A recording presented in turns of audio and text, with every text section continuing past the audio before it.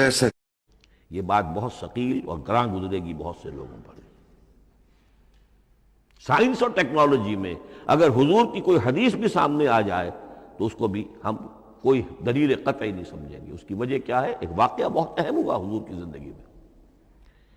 حضور جب ہجرت فرما کر تشریف لائے مدینہ منورہ تو آپ کو معلوم ہے کہ حضور کی پیدائش مکے کی، ساری زندگی آپ نے وہاں گزاری۔ وہ وادی غیر ذی زرع ہے، وہاں کوئی پیداوار، کوئی زراعت، کوئی کاشت ہوتی نہیں تھی، آپ کو کوئی تجربہ سرے سے نہیں تھا۔ ہاں تجارت کا تجربہ تھا، بھرپور تجارت کی تھی۔ یہاں آئے تو آپ نے دیکھا کھجوروں کے سلسلے میں انصار مدینہ تعبیر نخل، وہ اس کا ایک اصطلاح ہے۔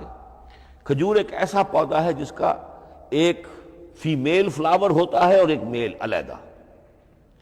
اب میل فلاور اور فیمیل فلاور ان دونوں کو قریب لے آئیں تو اس سے اس بات کا زیادہ امکان ہو جاتا ہے فرٹیلائزیشن ہو اور پھل بنے اور زیادہ آپ کو پھل حاصل ہو، فصل زیادہ ہو۔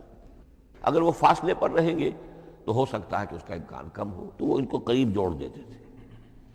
حضور نے دیکھا تو آپ نے فرمایا کہ آپ لوگ ایسا نہ کریں تو کیا ہے، یعنی نیچر جو ہے، nature can take care of it self, آخر فطرت ہے، فطرت نے یہ ساری چیزیں بنائی ہیں، آپ ایسا نہ کریں تو کیا ہے۔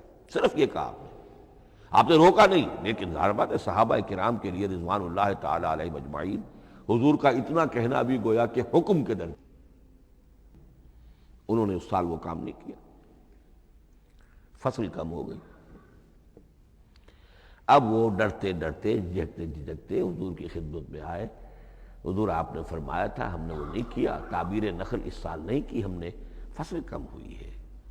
آپ نے فرمایا انتم اعلم بامور دنیاکم، اس کا ایک ایک لفظ یاد کر لیجئے، انتم اعلم بامور دنیاکم، اپنے یہ دنیاوی اور مادی معاملات میں تم زیادہ تجربے کار ہو، تم زیادہ حقائق سے واقف ہو۔